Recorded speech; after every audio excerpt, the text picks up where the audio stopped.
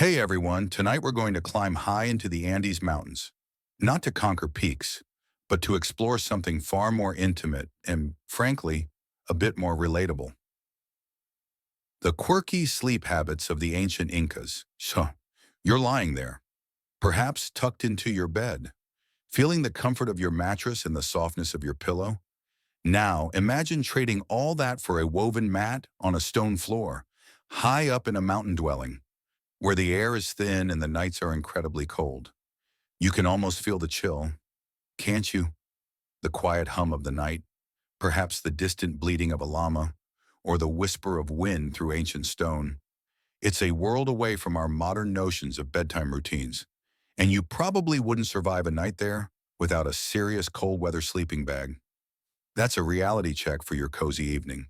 So, before you get comfortable, take a moment to like the video and subscribe, but only if you genuinely enjoy what I do here.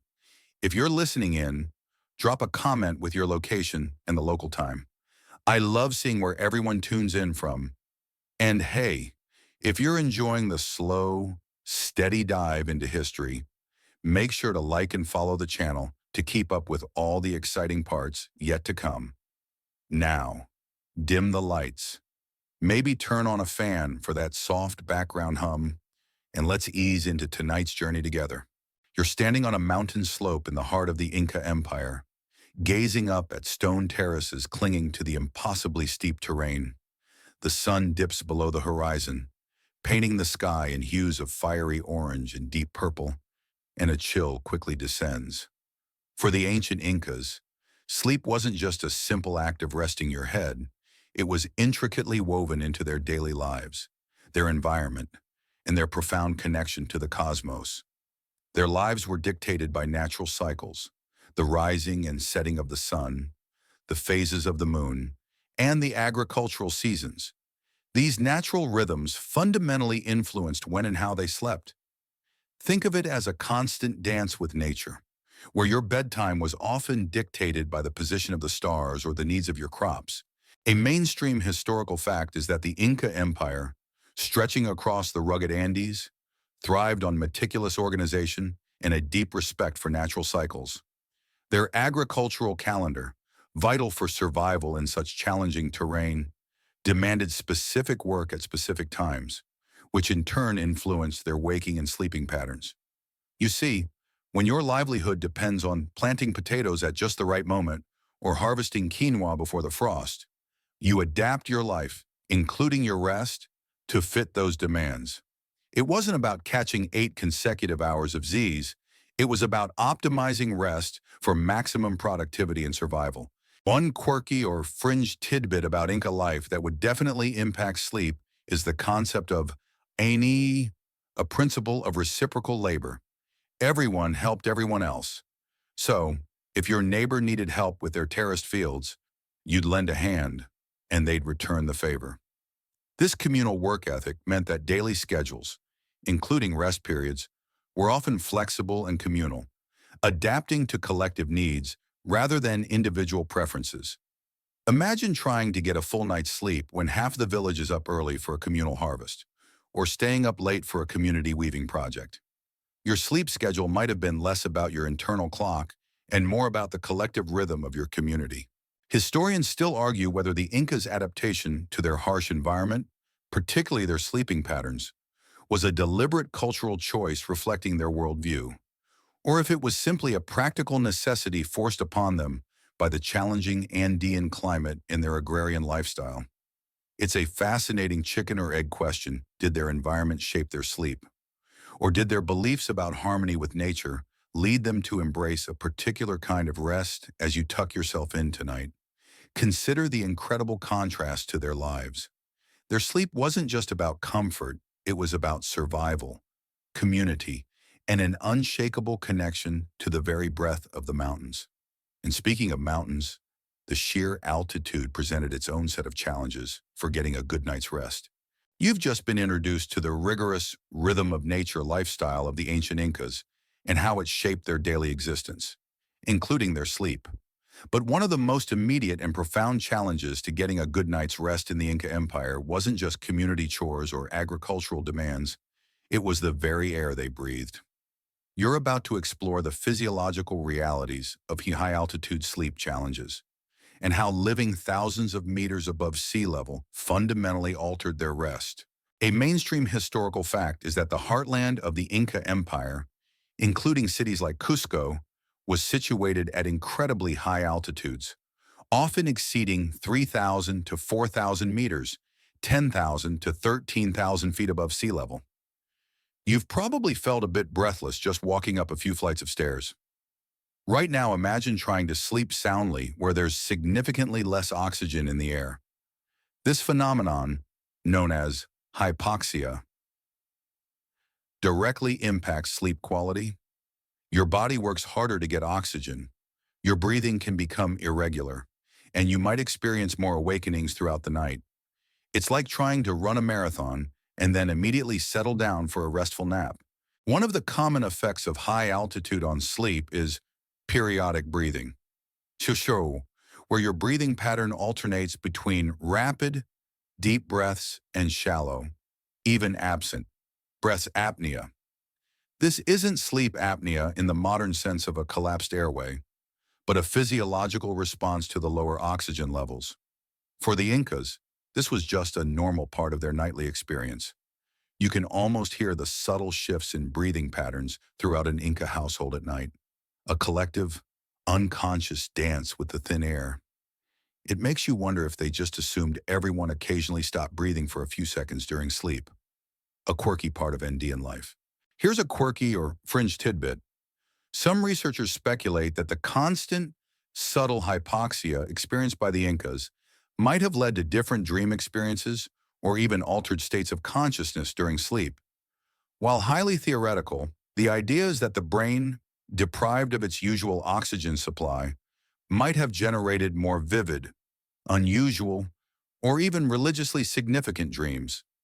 Imagine falling asleep and entering a dream world that feels profoundly different, perhaps more mystical, directly influenced by the thin air. You might have woken up thinking, wow, that dream was really out there. Must be the altitude. Or maybe the mountain spirit sending me a message about my potato crop. Historians still argue whether the physiological adaptations to high altitude among the Incas contributed to unique cognitive or spiritual experiences, especially related to sleep and dreaming, or if such theories are simply modern interpretations projected onto ancient cultures. It's a fascinating, if unprovable, link between environment and mind. Despite these challenges, the Incas were clearly highly adapted to their high-altitude environment. Generations of living in the Andes led to physiological changes, such as larger lung capacities and increased red blood cell counts, which helped them cope with the lower oxygen levels. Their sleep, while likely different from ours, was effective enough to sustain a thriving, complex civilization. This resilience in the face of environmental stressors is truly remarkable. So, while you might be snug under your duvet, perhaps without even a whisper of a snore, the Incas were navigating a nightly physiological tightrope walk. They understood, perhaps intuitively, how to find rest in a demanding environment, and their sleeping arrangements weren't just about coping with the thin air, they were deeply rooted in their communal way of life. You're about to discover how, for the Incas, bedtime wasn't a private affair, but a shared experience where family and community often slept together, quite literally.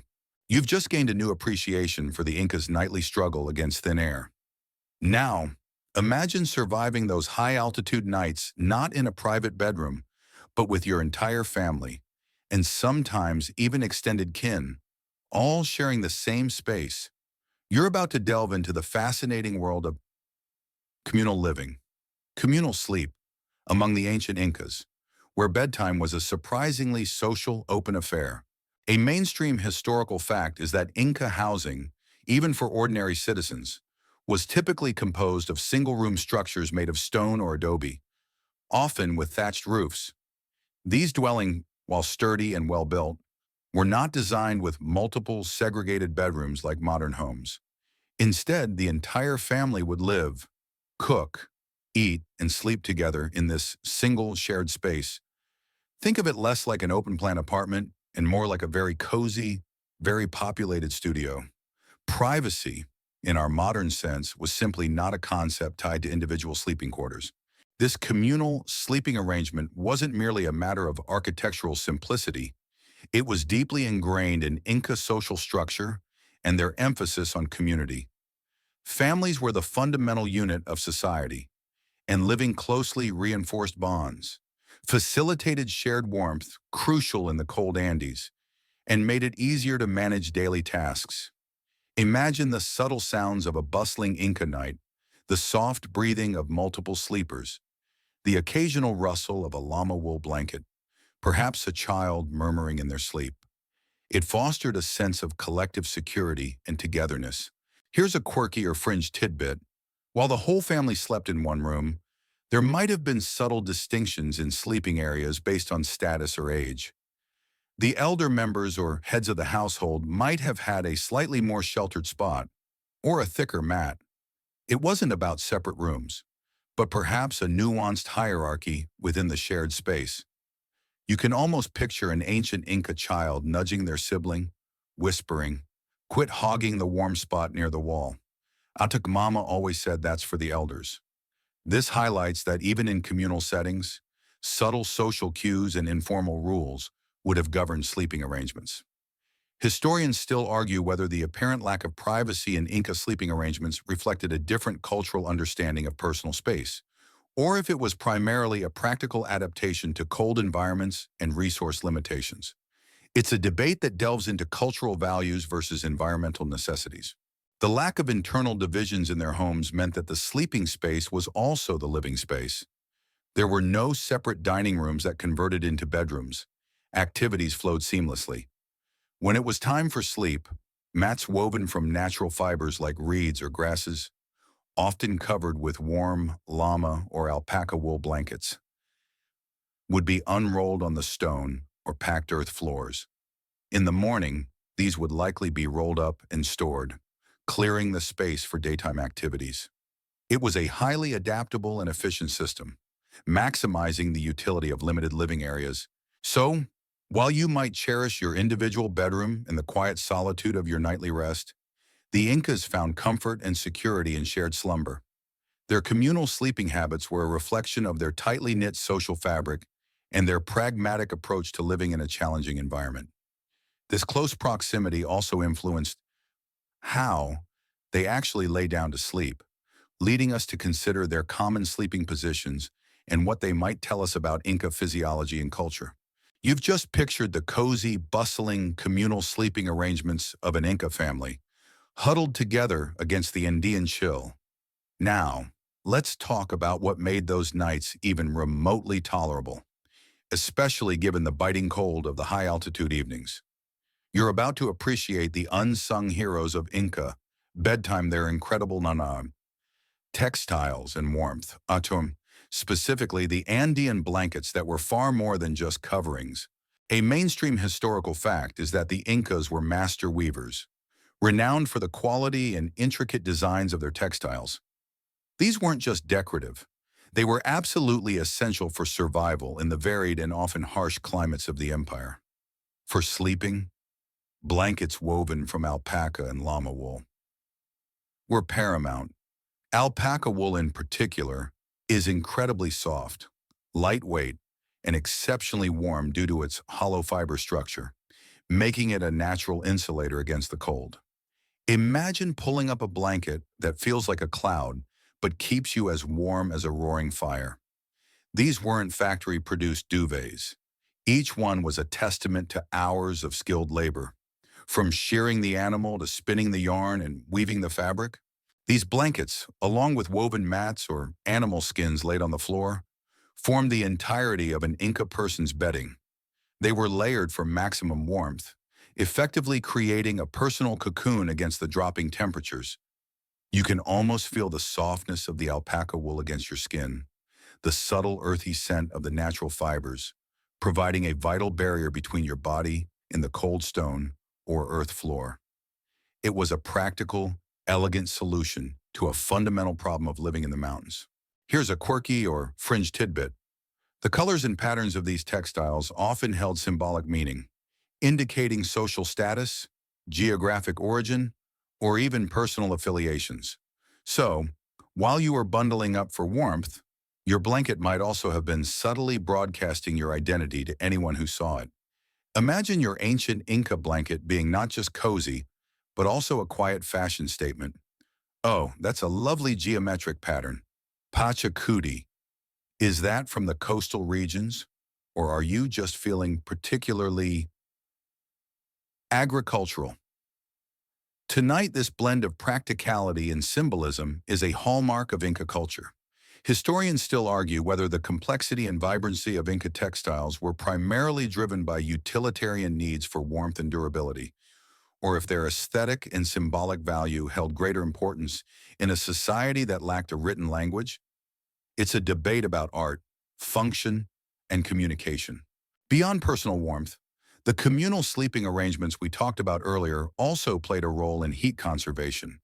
Huddling together under shared blankets would have further minimized heat loss, creating a collective body heat source. It was a clever, intuitive way to combat the cold, relying on the warmth of the community as much as the warmth of the wool. So, while our modern bedrooms might boast climate control and plush bedding, the Incas mastered the art of staying warm through ingenious use of natural materials and communal living. Their blankets were truly lifesavers, crucial for getting any meaningful rest in the challenging Andean environment. With these warm coverings in place, the Incas would settle down, often in specific ways that reveal more about their practical needs and perhaps even their cultural beliefs about sleep and the human body. You've just wrapped yourself, mentally, in the comforting layers of Inca alpaca wool, understanding how vital textiles were for warmth in those chilly Andean nights. Now, let's consider how the Incas actually positioned themselves for sleep. We're delving into sleeping positions, examining the practicalities and potential beliefs behind how they chose to rest their bodies on those simple mats. A mainstream historical fact is that the Incas, like many ancient cultures, generally slept in a fetal or semi-fetal position, curled on their side. You might find this comfortable yourself, even with a modern mattress. This position is not only naturally comfortable for many people, but it also offered several practical advantages in the Inca context. Firstly, it conserves body heat, a crucial factor in unheated stone dwellings at high altitudes. Curling up reduces the surface area exposed to the cold air, much like an animal huddling for warmth. Secondly, it likely provided a degree of comfort on a firm, unyielding surface like a reed mat or packed earth floor, distributing weight more evenly than lying flat on one's back. Imagine trying to get comfortable on a hard floor stretched out like a starfish. It just doesn't work. This curled position also aligns with the compact nature of their communal sleeping arrangements. When you're sharing a single room with multiple family members, space is at a premium. A curled position takes up less floor space than sprawling out, allowing more people to fit comfortably within the dwelling. It was a clever, intuitive way to maximize the sleeping area. You can almost picture a silent, nightly ballet of bodies settling into their curled positions, fitting together like pieces of a puzzle. Here's a quirky or fringe tidbit. While practical reasons for the fetal position are clear, some anthropologists and historians speculate that this position might also have held symbolic significance for the Incas, perhaps representing rebirth or a return to the womb. Many ancient cultures associated the fetal position in burial with cycles of renewal and regeneration. While not definitively proven for Inca sleep itself, it's an interesting thought that their nightly resting posture might have subtly echoed deeper cosmological beliefs. You might find yourself thinking, am I just comfortable, or am I subconsciously preparing for my daily rebirth? Historians still argue whether the prevalence of the fetal sleeping position among the Incas was purely a matter of physiological comfort and heat conservation, or if it also carried a deeper, culturally ingrained symbolic meaning related to life cycles and creation. It's a debate that touches upon the unconscious connection between daily habit and spiritual belief. The firmness of their sleeping surfaces, combined with the fetal position, would have provided a very different nocturnal experience from our plush beds. There were no soft mattresses to sink into, no adjustable frames. It was about adapting the body to the surface, rather than the other way around. This constant interaction with a firm surface might have also contributed to different muscular development or skeletal adaptations over generations. So, while you might toss and turn seeking that perfect comfort spot, the Incas found their comfort in a practical, heat-conserving, and space-efficient curl. Their sleeping positions were a testament to their adaptability and their close relationship with their environment and community. And their nights weren't necessarily defined by one long, unbroken stretch of sleep, which brings us to another fascinating aspect of their rest, the likelihood that they embraced shorter, more segmented sleep cycles. You've just imagined the Incas curled up in their practical, heat-conserving fetal positions on simple mats. Now, prepare to challenge your modern assumptions about a good night's sleep. You're about to explore the compelling evidence suggesting that the Incas, like many pre-industrial societies, likely engaged in one or two short sleep cycles, embracing a polyphasic rhythm rather than our familiar monophasic 8-hour stretch. A mainstream historical fact is that before the advent of artificial lighting and the Industrial Revolution, segmented or biphasic sleep white was very common, often involving two main sleep periods separated by an hour or two of waking activity in the middle of the night. For the Incas, whose lives were entirely dictated by natural light cycles, this would have been a highly practical adaptation. Imagine going to sleep shortly after sunset, waking up in the deep quiet of the Andean night for a period of reflection, quiet task, or social interaction, and then drifting back to sleep until dawn. It wasn't about waking up in the middle of the night. It was a built-in part of the sleep schedule. This first sleep and second sleep pattern would have been entirely natural in homes lit only by flickering firelight or the moon. The brief waking period might have been used for quiet activities like tending to the fire, preparing for the next day's tasks, or simply contemplative thought. It could also have been a time for hushed conversations, storytelling, or even a quick snack. It certainly beats trying to force yourself back to sleep when your body thinks it's done for a bit. You can almost hear an ancient Inca, stirring in the dark, thinking, time for my midnight snack. Wonder if there's any leftover quinoa. Here's a quirky or fringe tidbit. Some anthropologists suggest that these nocturnal waking periods might have been particularly conducive to spiritual experiences or dream interpretation. Given the profound quiet and darkness of the pre-industrial night, with fewer distractions, the mind might have been more open to receiving messages or processing thoughts in a unique way. Imagine experiencing incredibly vivid dreams during your first sleep, then waking up to ponder their meaning in the silence before drifting back for your second. Historians still argue whether the prevalence of segmented sleep in pre-modern societies was a purely pragmatic adaptation to environmental conditions like limited light, or if it also fostered unique cultural practices and cognitive states, such as enhanced dream recall or communal spiritual activities during the nocturnal waking period. It's a debate about the interplay of biology, environment, and culture. The concept of a continuous 8-hour block of sleep is largely a modern construct, enforced by industrial work schedules and electric lights that push back our bedtimes. For the Incas, whose days began and ended with the sun, breaking up their sleep into shorter, more efficient chunks would have made perfect sense. It allowed them to maximize the productive daylight hours while still getting sufficient rest. So, while you might strive for that elusive 8 hours straight, the Incas likely embraced a more flexible, segmented approach to sleep, perfectly suited to their environment and lifestyle. This polyphasic rhythm didn't mean less sleep overall, but rather a different distribution of it throughout the 24-hour cycle. And this flexibility in their nocturnal rest naturally leads us to consider their daytime resting habits, particularly the role of midday siestas in their demanding daily lives. You've just pondered the fascinating possibility of Incas embracing segmented sleep, waking in the deep quiet of the Andean night. Now, let's shift to the other side of the sleep coin, daytime rest. In a society driven by demanding agricultural work and long treks through mountainous terrain, was there room for a midday pause? You're about to explore the probable unimportance of siestas and midday rest in the Inca daily rhythm. A mainstream historical fact is that many traditional agricultural societies particularly in warmer climates or those with intense physical labor, incorporate a midday rest period. While the Andean climate isn't always warm, the intensity of farming on steep terraces and managing livestock at high altitudes would have been physically draining. A midday break, or a form of siesta, would have been a practical necessity to recover energy. Avoid the harshest midday sun, even at altitude.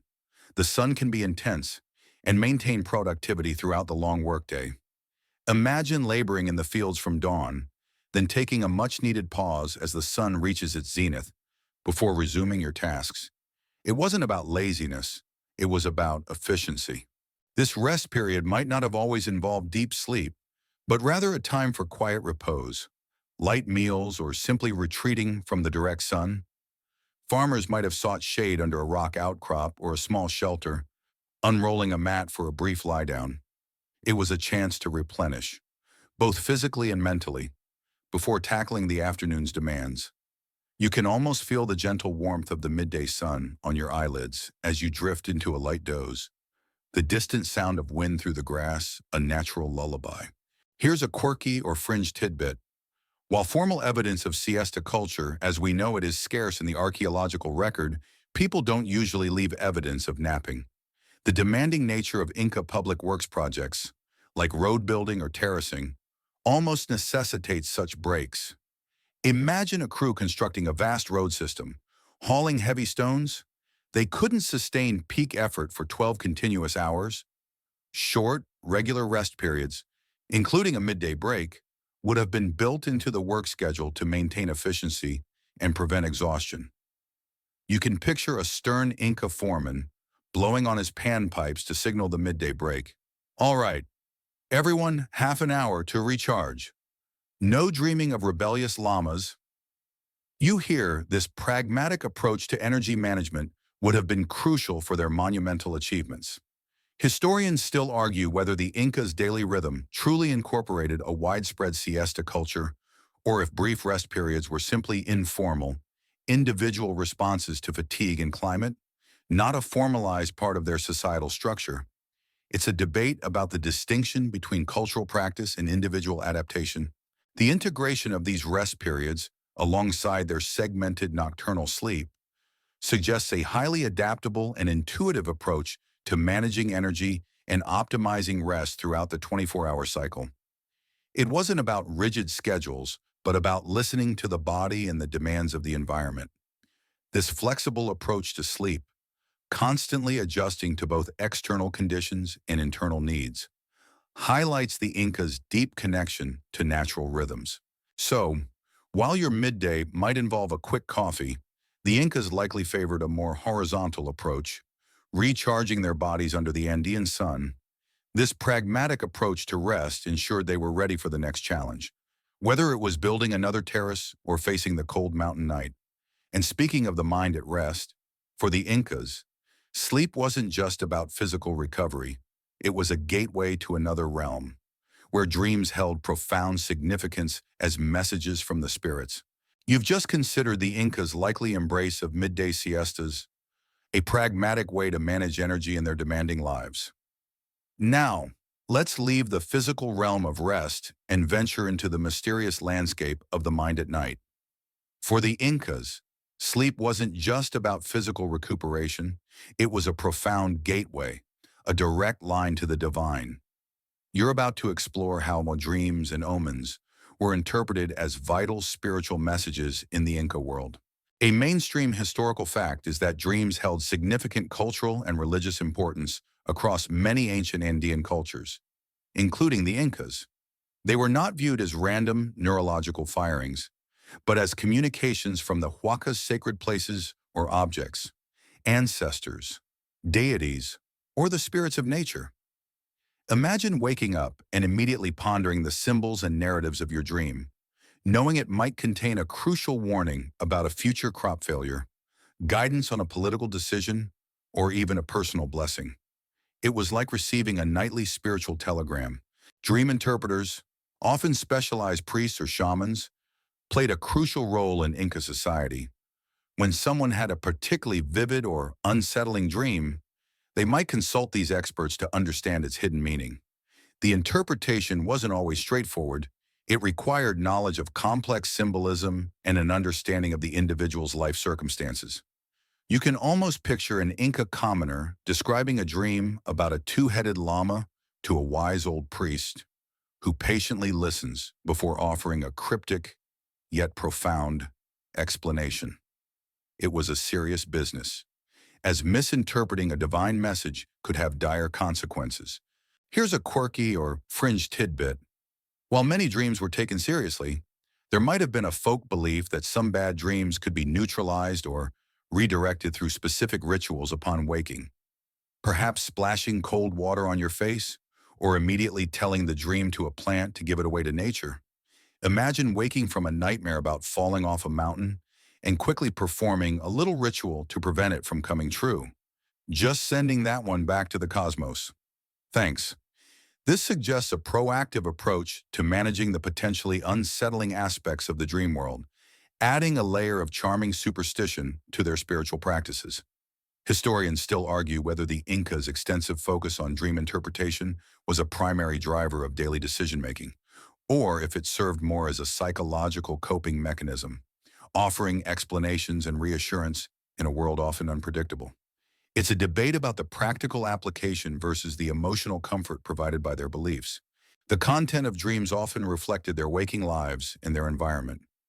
Dreams of animals, mountains, rivers, and agricultural symbols would have been common, each imbued with specific meanings related to their cosmology and daily concerns. A dream of a jaguar might signify power or danger, while a dream of abundant corn could be a blessing for fertility. So, while your dreams might be a jumble of yesterday's worries and tomorrow's to-do lists, for the Incas, they were a sacred conduit, a nightly conversation with the forces that shaped their world. This profound connection between sleep and the spiritual realm naturally leads us to consider how sleep might have been actively used in certain religious contexts. You're about to discover instances where sleep itself wasn't just passive rest, but a deliberate act of communion with the gods. You've just peered into the sacred realm of Inca dreams, where nocturnal visions served as potent messages from the divine. Now, let's consider a step further. Could sleep itself be part of a deliberate, active ritual? You're about to discover instances where ritual sleep might have been a way for the Incas to intentionally connect with their gods and access spiritual insights. A mainstream historical fact is that many ancient cultures across the globe engage in practices of incubation or ritual sleep, where individuals would sleep in sacred places or under specific conditions with the intention of receiving divine messages, healing, or prophecy through dreams. While direct and detailed accounts of explicit Inca ritual, sleep chambers, or practices are rare in the surviving Spanish chronicles, which often focused on more visible, less internal rituals, it is highly probable that such practices existed given their profound emphasis on dreams and spiritual connection. Imagine a priest or a spiritual seeker deliberately entering a trance-like state or deep slumber in a sacred cave or near a huaca, hoping to commune directly with the Apus mountain spirits or other deities. These periods of intentional sleep might have been preceded by fasting, purification rituals, or the consumption of specific herbal concoctions to induce altered states conducive to vivid dreaming or spiritual vision. The goal wasn't just physical rest, but a controlled descent into the subconscious, a conscious effort to open oneself to divine communication. You can almost feel the hushed anticipation in such a sacred space, the low murmurs of prayers, as an individual prepares for their sacred slumber. It was a serious, often solitary, quest for enlightenment or guidance.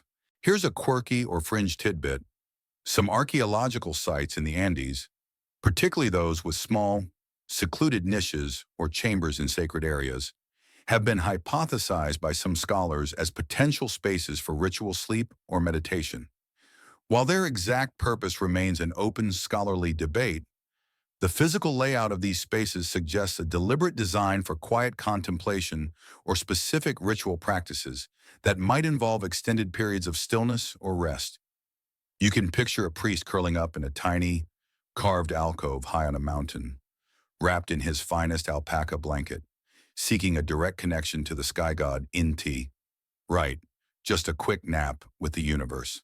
Hopefully, I wake up with some divine guidance for tomorrow's potato harvest. This blend of the mundane and the profound is a hallmark of ancient spirituality. Historians still argue whether the archaeological evidence for secluded sleeping or resting areas in sacred sites definitively points to ritual sleep practices among the Incas, or if these spaces served more general purposes for solitude and reflection for priests and pilgrims. It's a debate about interpreting architectural function through a spiritual lens. The concept of a dream quest or seeking wisdom through an intentional dream state is common in many indigenous traditions, and it would align perfectly with the Inca worldview, where the veil between the physical and spiritual realms was thin. Sleep, in this context, became a powerful tool, not just for personal insight, but for communal well-being, as the guidance received could impact entire communities. So, while your sleep might be an escape from the day's demands, for some Incas, it could have been a deliberate journey into the heart of their spiritual world. This intimate connection between the waking mind, the sleeping mind, and the divine suggests that sleep was a highly valued state, and sometimes to facilitate these spiritual journeys, or simply to cope with the challenges of life, the Incas might have turned to natural remedies. You're about to explore the intriguing possibility of where sacred plants and sleep aids were in their nightly routines. You've just considered the intriguing notion of ritual sleep, where Incas might have intentionally sought divine messages in their slumber. But what if a good night's rest, or a vivid dream, needed a little extra nudge? You're about to explore the possibility of sacred plants and sleep aids in the Inca world, delving into their profound knowledge of their natural environment for both practical and spiritual purposes. A mainstream historical fact is that Andean cultures possessed extensive knowledge of medicinal and psychoactive plants, while direct evidence specifically for Inca sleep aids is less documented than, say, their use of coca for energy. It is highly probable that they utilized various local botanicals to influence sleep, reduce pain, or induce dream states. Imagine an Inca herbalist meticulously preparing a brew from mountain herbs, knowing exactly which plant could soothe a restless mind or bring on vivid visions. Their pharmacopoeia was vast and intimately connected to the surrounding ecosystem. The coca leaf. Erythroxylum coca, while primarily known for its stimulant properties when chewed, could, in larger or different preparations, potentially have sedative effects for some individuals, or at least alleviate discomfort that might otherwise prevent sleep. More likely, it was used to suppress hunger or fatigue, allowing individuals to maintain long work hours. But its widespread use suggests a deep understanding of its properties. However, other plants would have been more direct sleep aids. For example, various species of passiflora, passion flower, native to the Andes, have mild sedative properties and are still used in traditional medicine today for anxiety and sleeplessness. The Incas almost certainly would have recognized and utilized such plants. Here's a quirky or fringe tidbit. Some researchers suggest that certain psychoactive plants, like varieties of San Pedro cactus, Echinopsis pachanoi, which contains mescaline, might have been used in controlled ritualistic settings to induce dreamlike states or visions. Not necessarily for sleep itself, but for spiritual journeys often associated with night or darkness. While not a sleep aid in our sense, it highlights the Incas' sophisticated understanding of how plants could alter consciousness and their willingness to explore these realms. You can almost picture a shaman preparing a ceremonial drink, perhaps murmuring, "This isn't for a restful night, but it promises a revealing one." Try not to confuse the mountain spirits with the talking llamas, though historians still argue whether the use of psychoactive plants by the Incas was primarily for ritualistic purposes to connect with the divine, or if they also had more mundane applications for health, pain relief, and possibly even as mild sedatives for everyday sleep difficulties. It's a debate about the sacred versus the practical in ancient pharmacology. The Incas' reliance on natural remedies underscores their deep reverence for Pachamama Mother Earth and their intimate knowledge of their environment. Every plant had a potential use, every landscape a hidden lesson. Their ability to identify, cultivate, and prepare these substances demonstrates a highly evolved understanding of botany and chemistry, passed down through generations. So, while your path to slumber might involve counting sheep or a white noise app, the Incas might have turned to the botanical bounty of the Andes, a testament to their resourcefulness and connection to nature. And speaking of nature's cradle, the gentle ways in which Inca children were put to sleep offers another tender glimpse into their unique sleep habits. You're about to discover the ingenious comfort of the cradle board and how it shaped the earliest sleep experiences in the Inca world. You've just considered the fascinating ways the Incas might have used sacred plants to influence their sleep and dreams. Now, let's turn our attention to the earliest stages of Inca life and how their unique practices shaped the sleep of their youngest members. You're about to explore children's sleep, Sornaqua in the Inca world, and the ingenious comfort of the cradle board. A mainstream historical fact is that infants in many Andean cultures, including the Incas, were commonly swaddled and placed on cradle boards. This wasn't just a quaint custom, it was a highly practical and widespread method for managing and transporting infants. Imagine a sturdy flat board, often made of wood or cane, with padded layers of cloth or alpaca wool. The infant would be snugly swaddled and secured to this board with soft ties, keeping them upright or slightly reclined. This provided a safe, portable, and comforting environment for the baby. The benefits of the cradle board were numerous in the challenging Andean environment.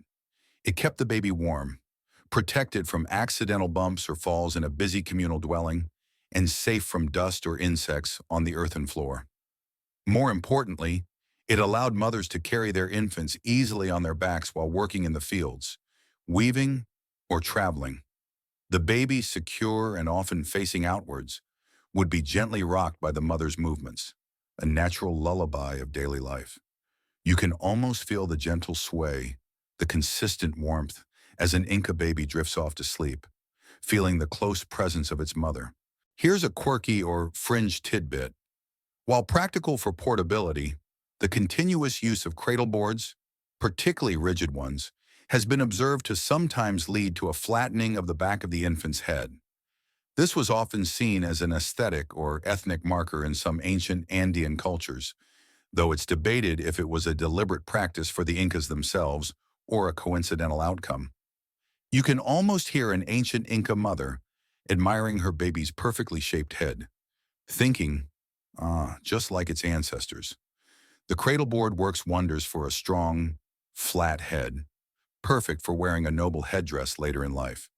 This highlights how cultural perceptions of beauty and practicality can intertwine with everyday childcare practices. Historians still argue whether the Incas' use of cradle boards was primarily driven by pragmatic considerations for infant safety and maternal mobility, or if it also carried deeper cultural or symbolic significance, shaping the physical appearance and identity of the child. It's a debate about necessity versus cultural shaping. The swaddling aspect of the cradle board also contributed to infant sleep. The snug wrapping mimics the feeling of being in the womb, often calming newborns and reducing the startle reflex, which can disrupt sleep. This method likely promoted longer, more consolidated sleep periods for infants, a welcome relief for busy parents. So sorry, while modern parents fret over sleep training and crib mattresses, the Incas relied on a millennia-old technology that combined safety, portability, and comfort. The cradle board was not just a tool, it was a testament to the Incas' ingenuity in nurturing their young, ensuring that even the newest members of society found their peaceful slumber amidst the grandeur of the Andes. And as these children grew, they would embark on journeys across the vast Inca Empire, requiring a different kind of resting place, the strategic network of imperial rest stops. You've just glimpsed the gentle comfort of Inca cradle boards, ensuring sweet dreams for their youngest. Now, let's widen our view from the cozy family dwelling to the vast expanse of the Inca Empire. Imagine traversing thousands of miles of rugged Andean terrain, not in a comfy car, but on foot. Where did one rest their weary head? You're about to discover the ingenious system of the imperial rest stops, known as tambos, and how they provided crucial lodging for travelers across the vast Inca road network. A mainstream historical fact is that the Inca Empire was crisscrossed by an astonishing network of roads, spanning over 25,000 miles. Along these roads, at regular intervals, the Incas built tambos, also spelled tampu, which were roadside way stations or inns. These were not just simple lean-tos. They were strategically placed complexes providing lodging, food, and supplies for messengers, uchaski, imperial officials, soldiers, and other state-sponsored travelers. Imagine hiking for a full day, the thin air biting at your lungs, and then seeing the welcoming stone walls of a tambo appear on the horizon, promising a warm meal and a place to rest your aching feet. The layout of a tambo varied, but they typically included sleeping quarters, storage facilities for food and supplies like maize, potatoes, and charqui or dried meat, and sometimes even corrals for llamas. The sleeping arrangements would have been basic but functional simple stone structures, perhaps with raised platforms or designated areas for laying out those ever-important woven mats and alpaca blankets. There would be no private bedrooms, echoing the communal sleeping habits found in private homes, fostering a sense of shared security among travelers. Here's a quirky or fringe tidbit: the chasquis, the famous Inca relay runners who carried messages across the empire at incredible speeds, would stop at chasqui wasis runner houses, often smaller and simpler than main tambos, located every few miles. Here, a fresh runner would be waiting to take the message. While these weren't for overnight stays, they were vital for quick rest and exchange. You can almost picture a breathless chasqui handing off his quipu message, taking a quick gulp of chicha, and then collapsing on a mat for a lightning-fast nap before resuming his journey back. Just 5 minutes, I swear. My legs are trying to unionize.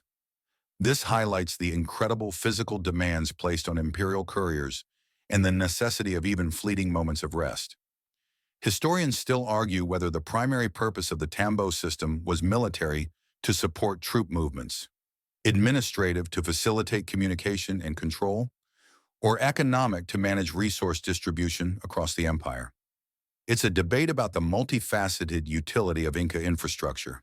The existence of tambos demonstrates the Incas' sophisticated understanding of logistics and their commitment to maintaining control and communication across their sprawling empire. Ensuring that travelers could rest and resupply was crucial for the efficient functioning of the state.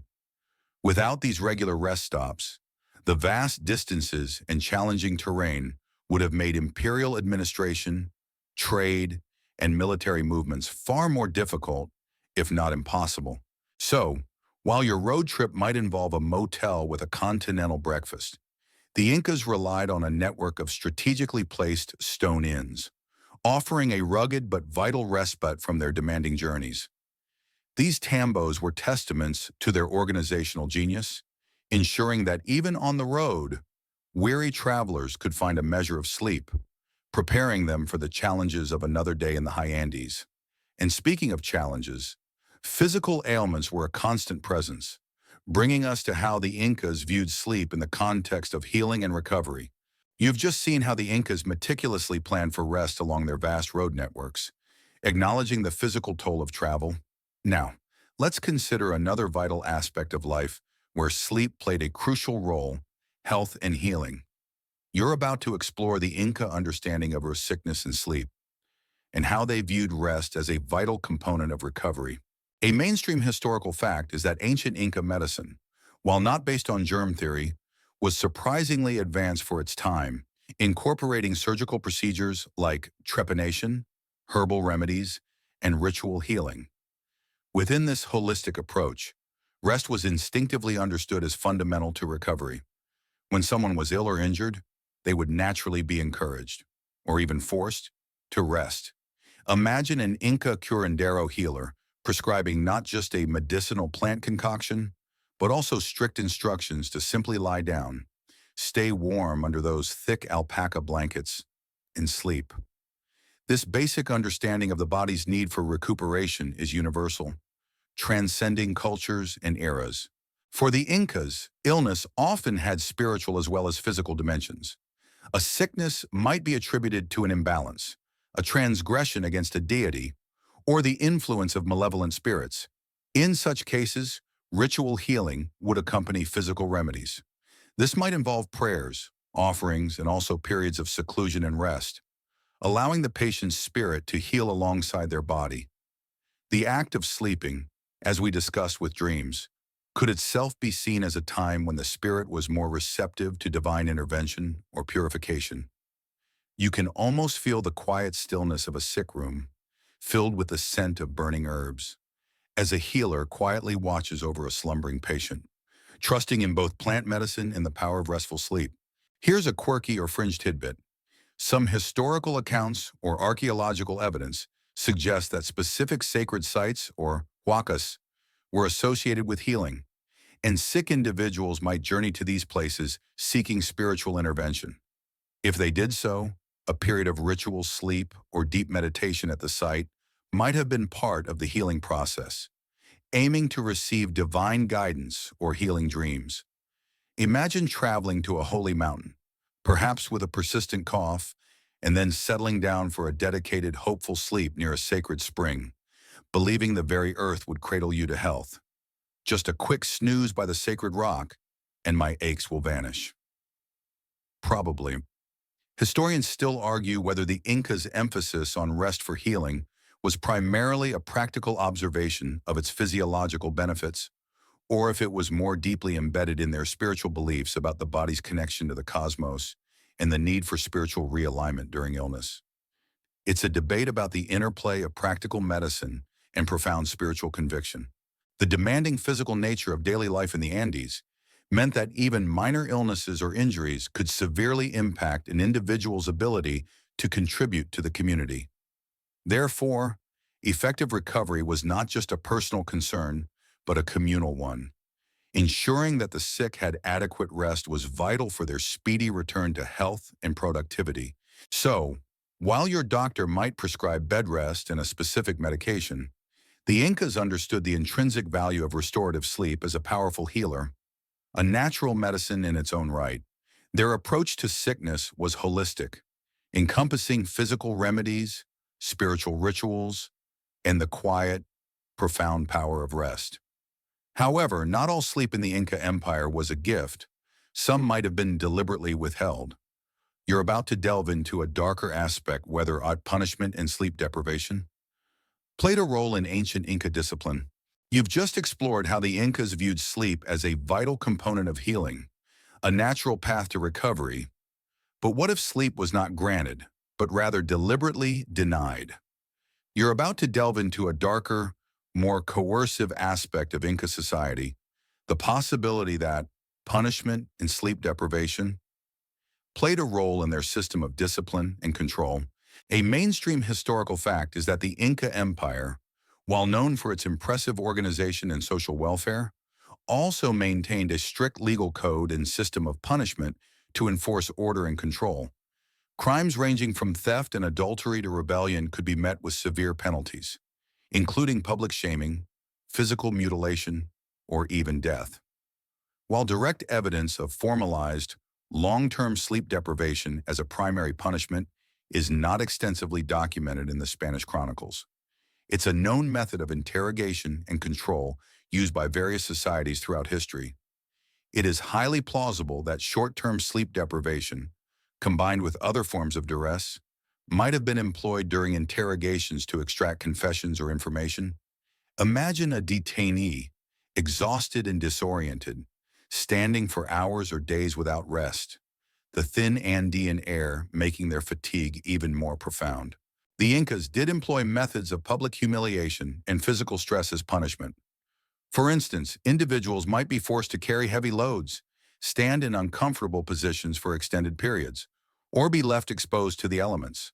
While not explicitly sleep deprivation, these conditions would naturally lead to severe fatigue and prevent proper rest. You can almost feel the grinding exhaustion, the desperate need for just a few moments of unconsciousness. For someone subjected to such a grueling ordeal, it was a subtle, yet effective, way to break down resistance. Here's a quirky or fringe tidbit.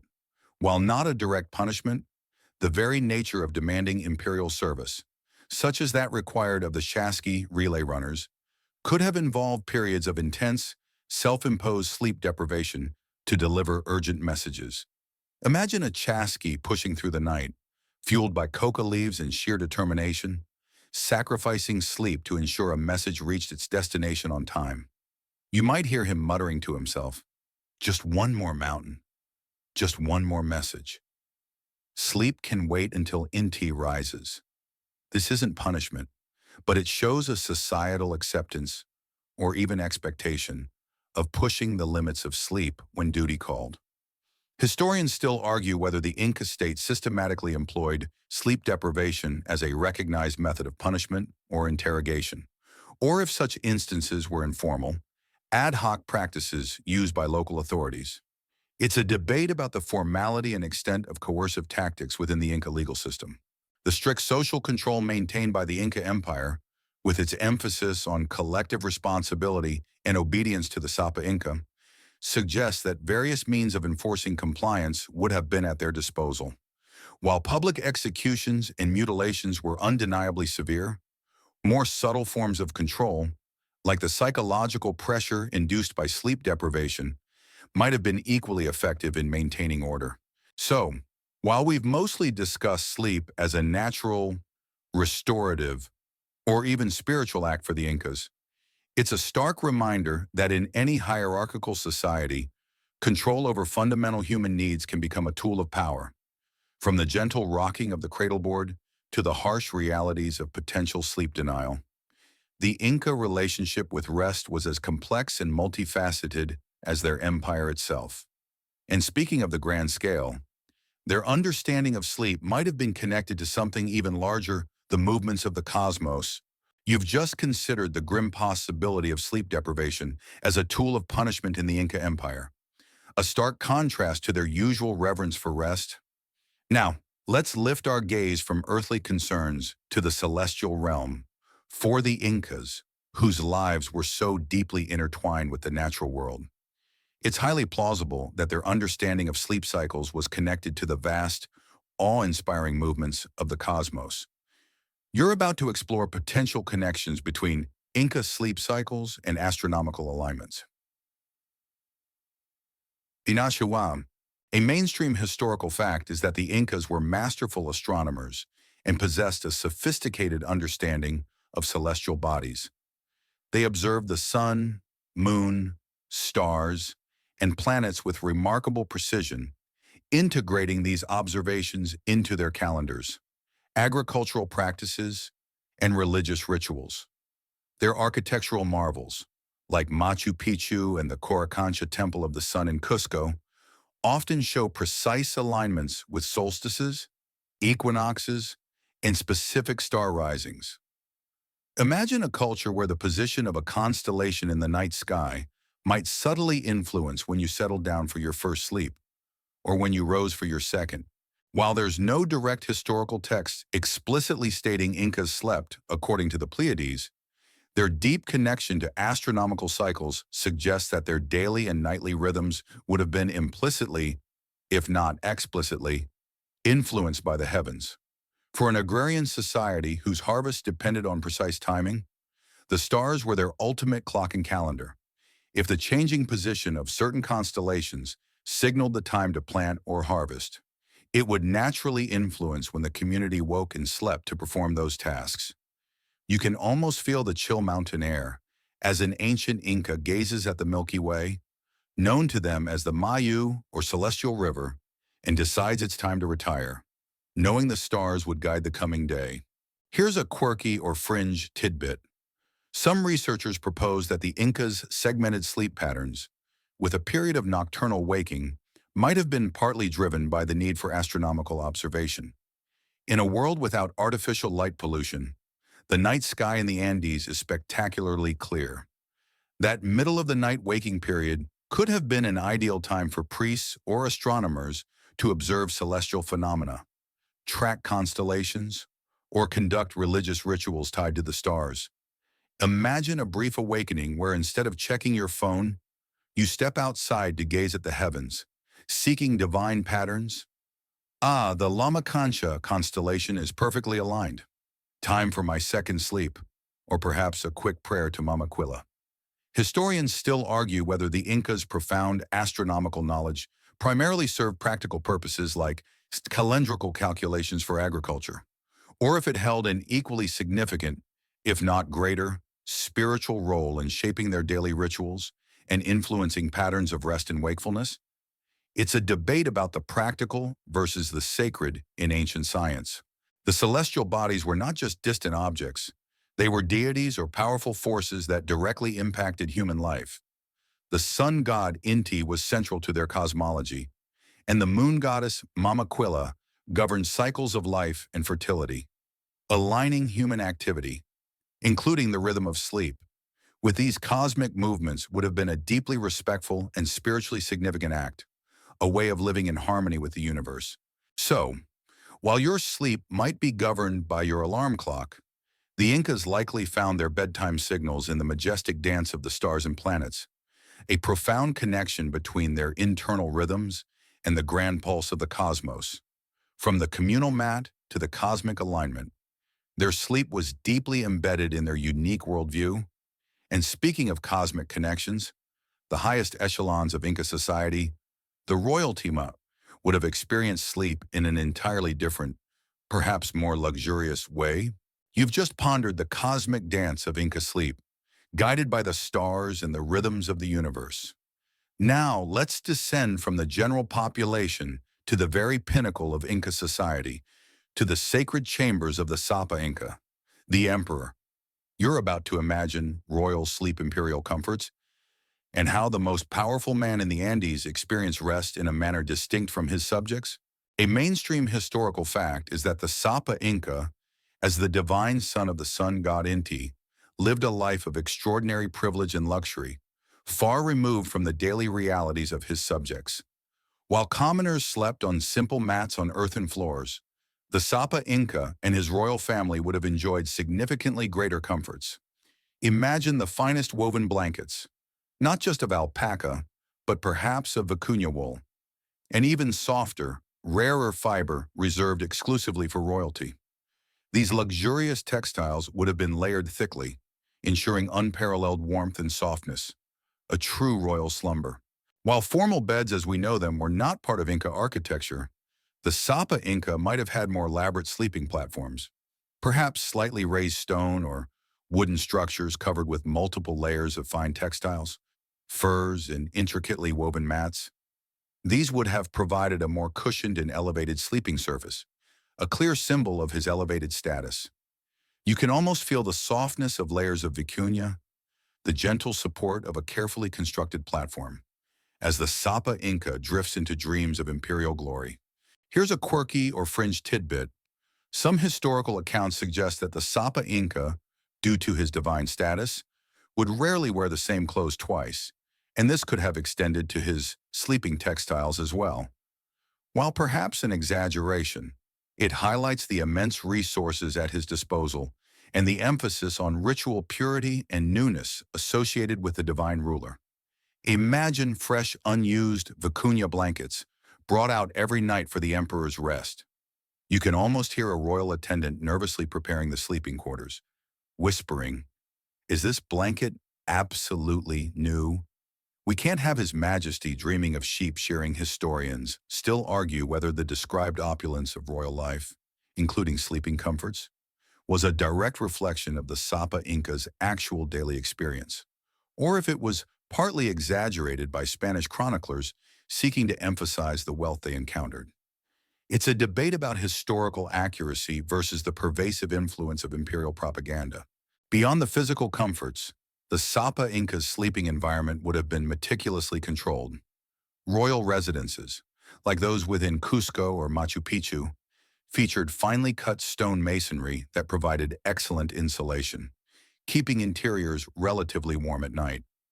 He would have slept in a dedicated, secure chamber, perhaps guarded by elite soldiers, ensuring undisturbed rest vital for the ruler of a vast empire.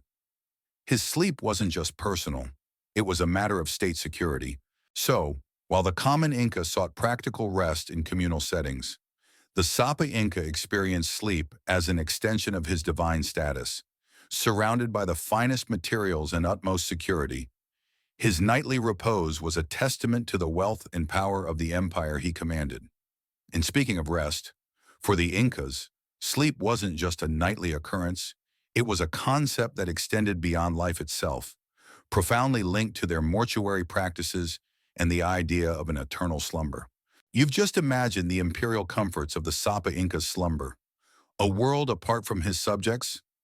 Now, let's extend the concept of rest beyond the nightly routine, into the very essence of Inca beliefs about what happens after life.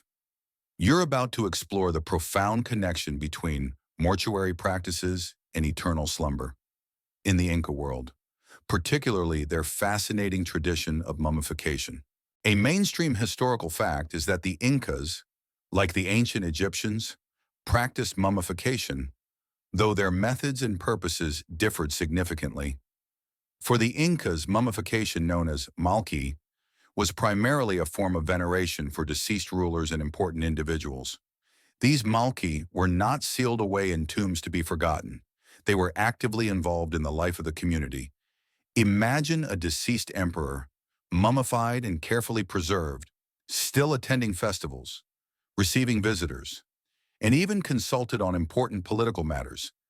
It was less about putting them to eternal rest and more about ensuring their continuous, living presence. The Inca mummification process often involved evisceration, desiccation, sometimes naturally by the dry, cold mountain air, or aided by smoking or the application of resinous substances and careful wrapping in textiles.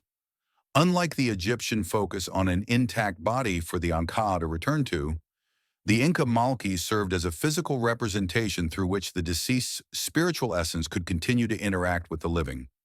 They were essentially living ancestors, forever accessible. You can almost feel the chill, dry air of a mountain cave where a malki might reside, revered and visited. Here's a quirky or fringe tidbit. The malki were often kept in elaborate poses, typically seated with their knees drawn to their chest, rather than lying flat like Egyptian mummies. This upright, almost alert posture further emphasizes their continuous participation in life. Imagine an ancient family presenting their esteemed malki at a public ceremony, sitting him upright on a litter as if he were simply taking a quiet, contemplative rest, rather than being eternally deceased. Uncle Tupac is just enjoying the view. Don't mind his lack of conversation. This visual contrast to the rigid, prone Egyptian mummies highlights a very different cultural understanding of death and presence. Historians still argue whether the Inca practice of publicly displaying and interacting with Malachi and Manarnine fundamentally altered their concept of death as a final separation, or if it simply represented an extreme form of ancestor veneration within a cyclical view of life and death. It's a debate about the boundaries between life, death, and an active afterlife. These malki would be kept in royal palaces or special chambers, attended by servants and brought out for ceremonies, rituals, and even conversations where their wishes were interpreted through oracles. Their eternal slumber was a form of active participation in the living world. This continuous presence meant that death wasn't an end to their influence. It was a transformation to a different, perhaps more powerful, state of being. So, while our sleep prepares us for another day, for the Incas, the ultimate sleep of the malki was a state of active, revered immortality, perpetually connected to their descendants. It was a profound statement about the cyclical nature of existence and the enduring power of lineage. And speaking of places where these honored ancestors might rest, let's consider the design of Inca homes themselves and how their architecture provided spaces for this continuous, communal rhythm of life and sleep. You've just pondered the active, eternal slumber of the Inca malki, a concept far removed from our notion of peaceful rest in a tomb. Now, let's bring our focus back to the living, and specifically to the physical spaces where the Incas laid their heads each night. You're about to explore Inca architecture, bedrooms, and privacy, key, and how the design of their homes reflected their communal lifestyle, rather than our modern desire for isolated sleeping quarters. A mainstream historical fact is that typical Inca residential architecture, whether for commoners or even lower-ranking nobility, consisted primarily of single-room structures built from precisely cut stone or sturdy adobe. These rooms were functional, designed for various daily activities like cooking, eating, weaving, and social interaction, with little to no internal divisions. This meant that the concept of a dedicated bedroom as a separate, private space for sleeping was largely absent. Imagine your entire family, and perhaps even extended relatives, sharing one large room, where the transition from daytime activity to nighttime rest involves simply unrolling mats and blankets on the floor. This architectural approach was deeply practical for several reasons. In the cold Andean climate, a single, undifferentiated space was easier to heat, usually with a central fire. Huddling together in one room, as we discussed, also maximized communal warmth. Furthermore, the construction techniques, while highly skilled, prioritized robust, earthquake-resistant structures over elaborate internal partitioning. The emphasis was on durability and communal efficiency rather than individual privacy. You can almost feel the solid, reassuring coolness of the stone walls, enclosing a space that was simultaneously kitchen, living room, and sleeping area. Here's a quirky or fringe tidbit. While strict privacy for individuals was uncommon, there might have been subtle, unwritten rules about personal space within the communal sleeping area. Perhaps family members naturally gravitated to specific corners, or elder members had preferential spots near the warmest parts of the room. These unspoken boundaries would have governed the intimate choreography of daily and nightly life. You can imagine an ancient Inca child trying to sneak just a little closer to the warmth of their sleeping parent and receiving a gentle, sleepy nudge back to their designated spot. Back to your corner, little llama. Everyone has their own space, even if it's just 2 feet of mat. Historians still argue whether the apparent lack of internal room divisions in Inca dwellings reflected a genuine cultural disinterest in individual privacy, or if it was primarily a pragmatic adaptation to the harsh climate and available building materials. It's a debate about cultural values versus environmental constraints. The design of Inca homes also suggests a fluid relationship with indoor and outdoor spaces.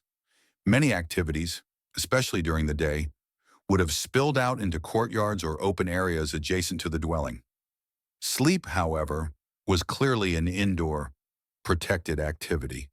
Given the cold nights and potential for animal intrusions, the thick stone walls and simple, sturdy doors provided security and shelter from the elements. So, while our homes are compartmentalized with distinct bedrooms for individual slumber, the Incas embraced a more open, communal approach to sleeping arrangements, a direct reflection of their social structure and the pragmatic demands of their environment. Their architecture prioritized community and efficiency over personal seclusion, and as the night fell and the family settled into their shared space, the sounds of the Andean night would have enveloped them, creating a natural backdrop to their sleep. You've just explored how Inca architecture reflected their communal approach to life and sleep, with single, multi-purpose rooms. Now, as the sun dips below the towering peaks, painting the sky in fiery hues, imagine the specific sensory experience of settling down for sleep.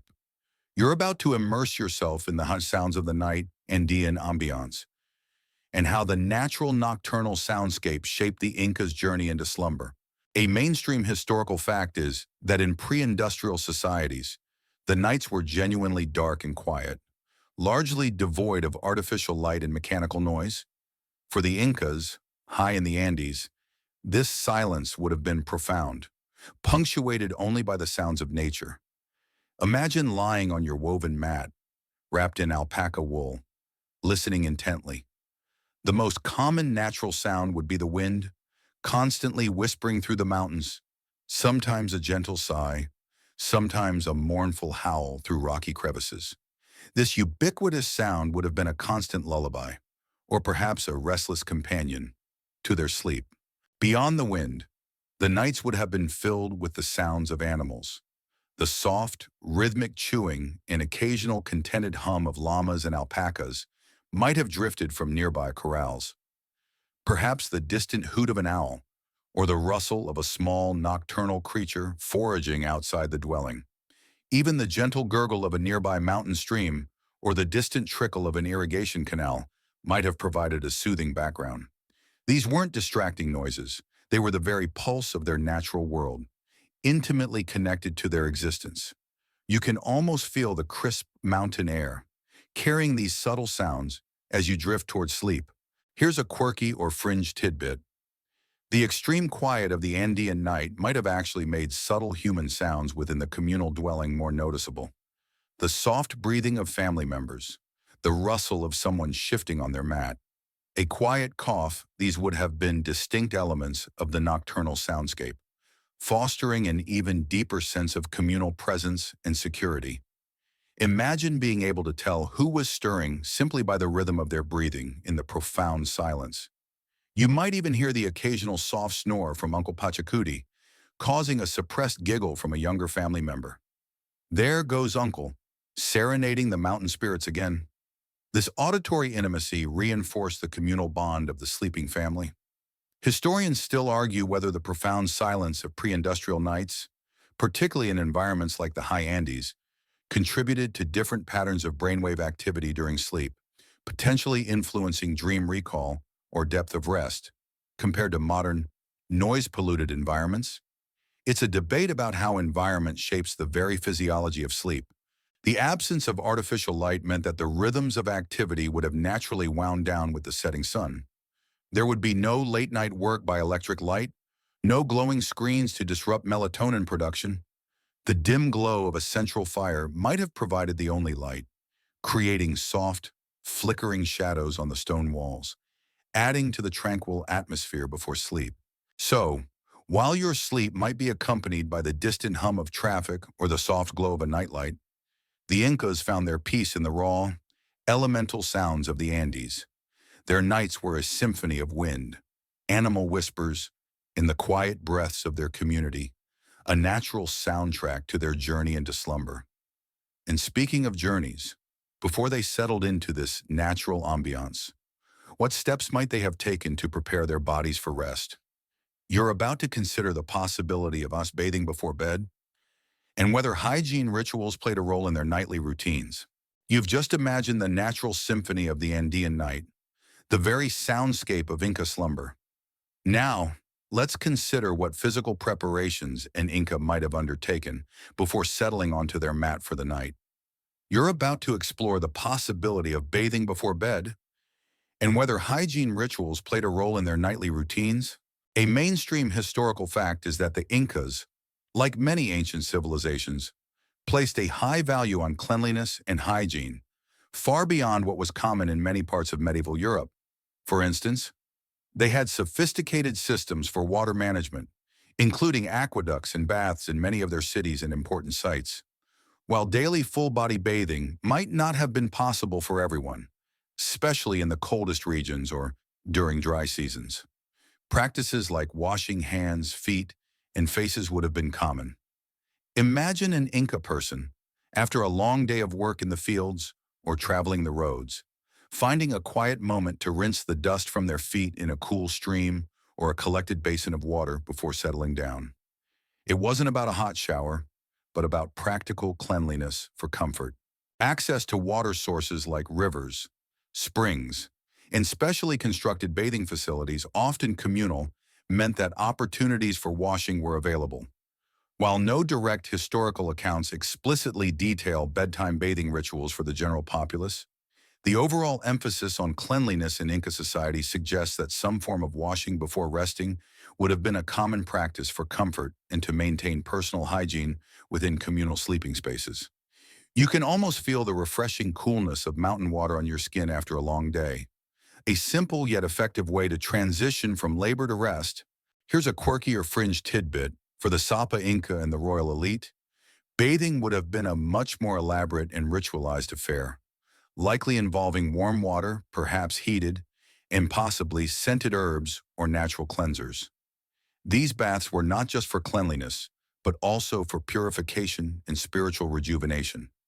Imagine the Sapa Inca, luxuriating in a stone bath, perhaps at a royal retreat like the famous Baths of the Inca at Tambomachai near Cusco, before retiring for the night. This highlights the stark contrast in daily comforts and rituals between the different social strata. You might hear a royal attendant muttering, "More scented herbs for His Majesty's bath." He simply cannot dream divine dreams if he feels even slightly gritty. Historians still argue whether the apparent lack of extensive written records detailing daily hygiene practices for commoners means such practices were minimal, or if they were simply so commonplace that chroniclers didn't bother to record them, focusing instead on grander rituals and state affairs. It's a debate about interpreting the silence of historical sources. The act of cleansing oneself, even simply washing off the day's grime, can have a psychological effect, signaling a transition from the day's activities to a state of rest and relaxation. For the Incas, whose lives were so closely tied to natural cycles and ritual, a physical cleansing before sleep would have aligned perfectly with their worldview of purification and preparing the body for new beginnings with the rising sun. So, while your pre-bed routine might involve a quick brush of teeth or a full shower, the Incas likely integrated simple yet effective hygiene practices, finding a sense of cleanliness and calm before embracing the embrace of slumber. And as the communal dwelling settled into the quiet of the night, another ancient tradition would often help lull the Incas to sleep, the soothing power of storytelling and song. You've just considered the practicalities of Inca hygiene before bed, adding another layer to their nightly preparations. Now, as the communal dwelling settles into the quiet hum of the Andean night, imagine the voices that would fill the space, not with chatter, but with stories and songs. You're about to explore the profound role of storytelling, and lullabies in the Inca world, an oral tradition that helped lull them to sleep. A mainstream historical fact is that the Inca Empire, despite its complex societal structure, did not possess a written language in the way we understand it. Instead, they relied heavily on oral tradition to transmit knowledge, history, myths, and cultural values from one generation to the next. This meant that storytelling was not just entertainment. It was a fundamental pillar of their education and cultural preservation. As darkness fell, and families gathered on their mats, the quiet hours before sleep would have been prime time for elders or parents to share tales. Imagine the soft, rhythmic cadence of a seasoned storyteller's voice, painting vivid pictures of creation myths, heroic deeds of the Sapa Incas, or cautionary fables about disrespectful llamas. These stories would not only impart knowledge, but also serve a practical purpose in transitioning from the day's activities to the peaceful state of sleep. The familiar narratives and comforting voices would have a soothing effect, helping children and adults alike to relax and drift off. The communal setting, where everyone heard the same stories, further reinforced shared cultural identity and values as they prepared for slumber. Here's a quirky or fringe tidbit. While precise musical notations are absent, archaeological evidence suggests the Incas used various wind instruments, like panpipes, antara, and flutes, quena, and percussion. It's highly probable that lullabies were sung to children, perhaps simple, repetitive melodies accompanied by soft humming or the gentle strumming of a small, gourd-like instrument. Imagine an Inca mother humming a soft, wordless tune as her child drifts off on a cradleboard, the melody itself a comforting presence in the Andean night. You might even picture a father softly recounting the bravery of a legendary warrior, his voice a low, steady rumble, helping to settle restless minds. And then, the brave warrior snored very loudly, just like you're about to do. Little one. Historians still argue whether the oral tradition in Inca society, particularly storytelling and song at night, served primarily as a means of cultural transmission and education, or if it also played an equally vital role in social bonding and emotional regulation, particularly in inducing a state of calm conducive to sleep. It's a debate about the multifaceted power of shared narrative. The absence of artificial distractions meant that listening to stories was a primary form of evening entertainment.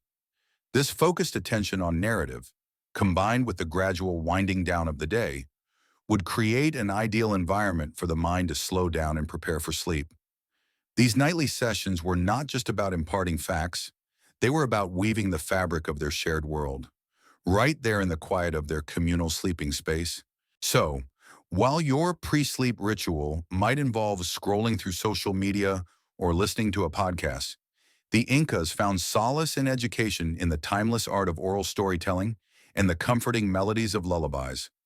Their nights were filled not with external noise, but with the rich tapestry of their own culture, guiding them gently into the realm of dreams. And speaking of culture, the vast and varied geography of the Inca Empire meant that sleep experiences could differ significantly based on climate zones, Romasum, adding another layer to their diverse sleep habits. You've just been lulled by the imagined sounds of Inca storytelling and lullabies, a perfect transition to slumber. Now, let's consider how drastically their sleep experiences could vary across their sprawling empire. You're about to explore how diverse climate zones impacted Inca sleep habits, from the frigid highlands to the humid coastlines. A mainstream historical fact is that the Inca Empire encompassed an astonishing array of climate zones, from the frigid, high-altitude Andean mountains, the Puna and Quechua regions, to the temperate valleys, Yunga, and the hot, dry coastal deserts, and even parts of the humid Amazonian rainforest. This extreme geographical diversity meant that the specific challenges and adaptations for sleep varied considerably across the empire. Imagine a farmer in the highlands bundling under layers of alpaca wool, while a fisherman on the coast might be seeking ways to stay cool and avoid insects. In the high Andes, as we've discussed, the primary challenge was extreme cold at night. Sleep habits here would prioritize warmth communal sleeping, thick wool blankets, huddling together, and possibly sealing dwellings tightly. The thin air also meant shallower, more fragmented sleep due to hypoxia. For these communities, comfort was synonymous with warmth and a secure, enclosed space. Conversely, in the warmer, often humid coastal regions or the lower valleys, the challenges would shift. Here, the emphasis might be on cooling and protection from insects. Sleeping arrangements might involve lighter weaves of cotton textiles, perhaps elevated platforms to allow for air circulation, or even sleeping outdoors on warm nights to catch a breeze.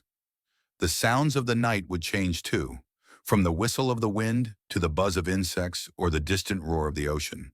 You can almost feel the sticky humidity of a coastal night, contrasted with the dry, crisp chill of the mountains. Here's a quirky or fringe tidbit. The materials used for sleeping mats would also vary by region. In the highlands, woven grass or reed mats were common, providing insulation from the cold ground. On the coast, mats might be made from lighter, more breathable reeds or even from palm fronds, designed to allow airflow and prevent overheating. Imagine the difference in texture and feel a coarse, thick highland mat versus a light, airy coastal one. You might hear an Inca traveler, arriving from the high mountains, remarking, "By Inti, this coastal mat feels like a cloud, but where are all my lovely layers of wool?" This highlights the ingenious regional adaptations in their everyday items. Historians still argue whether the distinct sleeping practices in different climate zones led to the development of unique regional interpretations of dreams or spiritual connections during sleep, or if the core beliefs about the afterlife and spiritual world remained largely uniform across the empire, regardless of nocturnal environmental conditions. It's a debate about how local ecology might subtly influence broader cultural narratives. The Inca Empire's ability to govern and integrate such diverse regions, with their vastly different environmental challenges for something as fundamental as sleep, speaks volumes about their organizational prowess and adaptability. They understood that one-size-fits-all simply didn't apply when it came to human comfort and survival across their vast domain. So, while your sleep might be consistent wherever you lay your head, the Incas experienced a kaleidoscope of nocturnal conditions, each climate zone dictating a unique approach to finding rest. This constant adaptation was a hallmark of their lives, deeply intertwined with their demanding work cycles.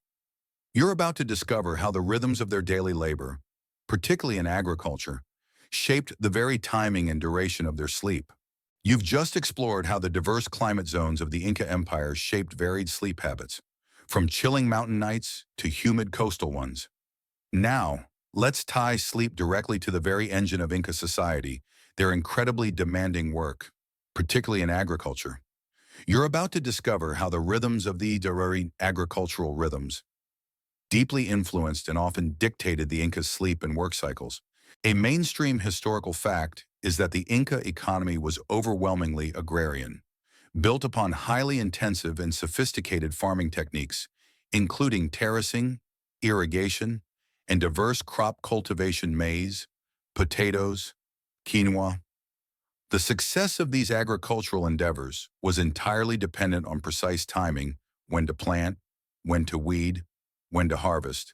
This meant that the workday, and consequently the sleep cycle, was inextricably linked to the sun's position and the seasonal demands of the crops. Imagine waking before dawn to begin planting on a vast mountainside terrace, driven by the urgency of the season, and working until the light faded. Your internal clock was secondary to the needs of the land. During peak agricultural seasons, planting, weeding, and especially harvest, workdays would have been long and arduous, requiring maximum daylight utilization. Sleep would be compressed, functional, and deeply earned.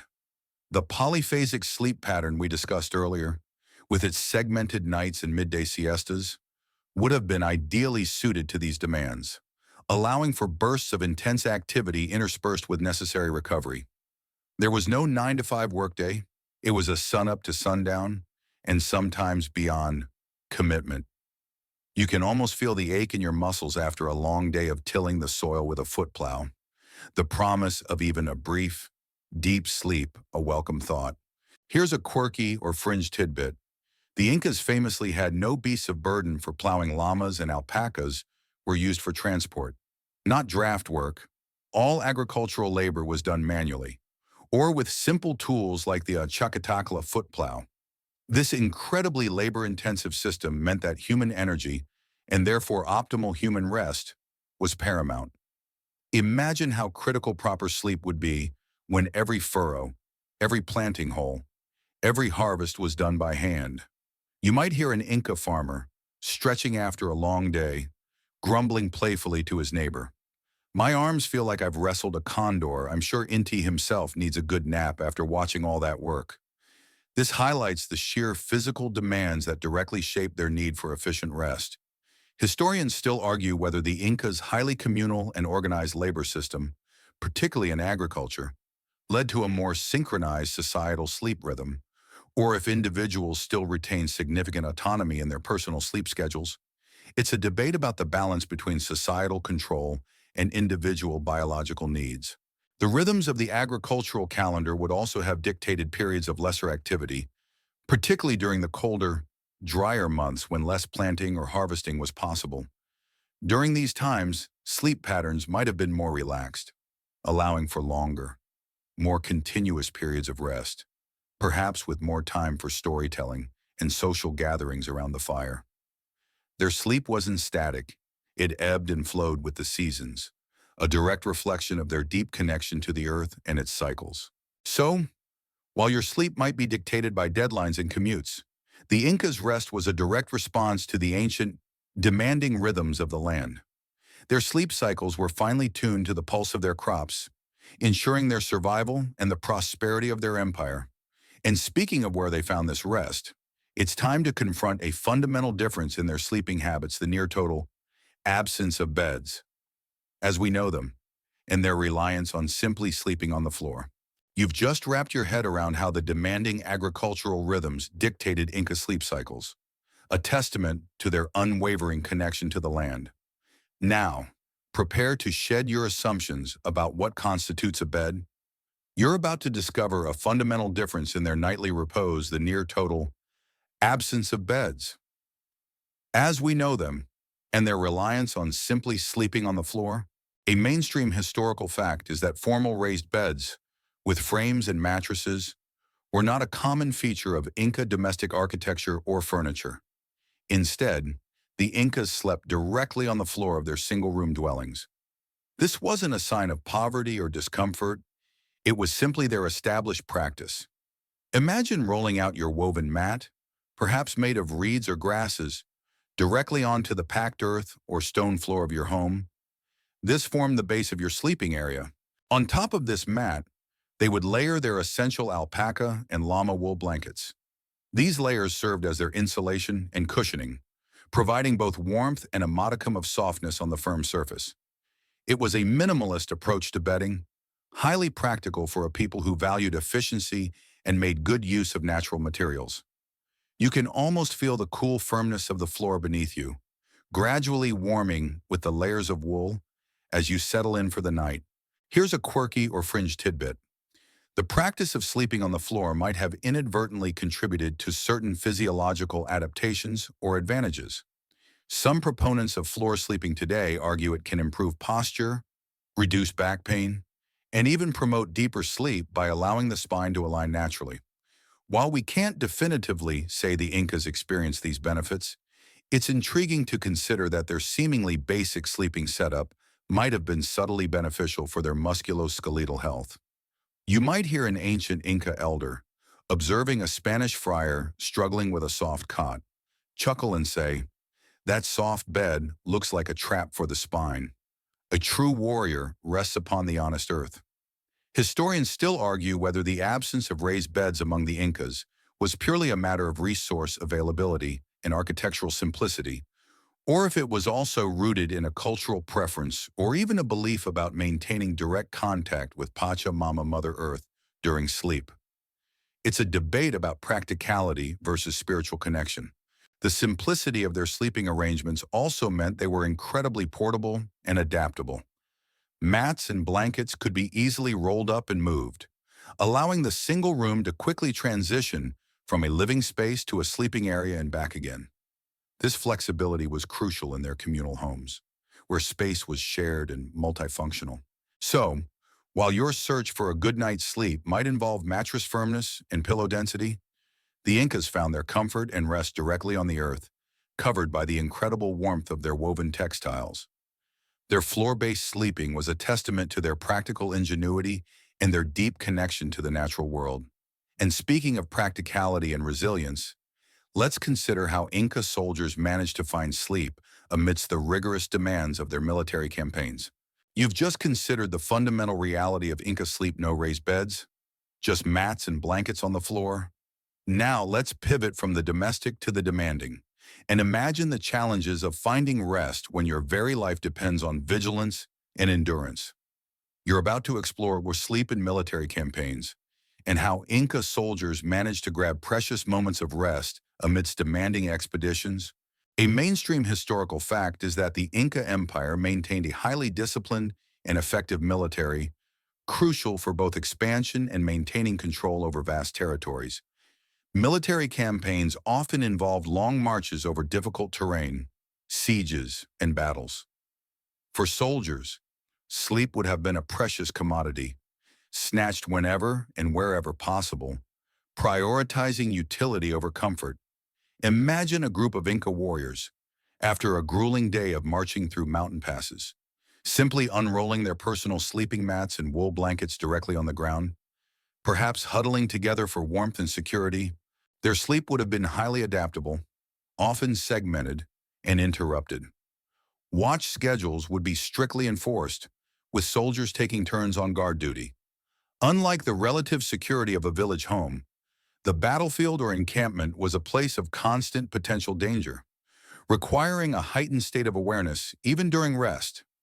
You can almost feel the tension in the air, the cold ground beneath you as you try to drift off, knowing that any unusual sound could signal an enemy approach. Here's a quirky or fringe tidbit: Inca soldiers likely carried minimal personal gear on campaign, but their versatile woven blankets would have served multiple purposes: as a cloak for warmth during the day, a sleeping mat at night, and perhaps even as a rudimentary stretcher for the wounded. This multifunctional approach to their textiles underscores the practicality and efficiency demanded by military life. You might hear a grizzled veteran demonstrating to a new recruit, this isn't just a blanket. Boy, this is your bed, your coat, and your shield against the cold. And if you're lucky, it's also your pillow for a quick nap before battle. Historians still argue whether the Inca military's impressive endurance was primarily due to superior physical training and discipline, or if their adaptive sleep patterns and reliance on stimulants like coca leaves played an equally significant role in maintaining combat effectiveness over long campaigns. It's a debate about the interplay of physical conditioning and physiological management.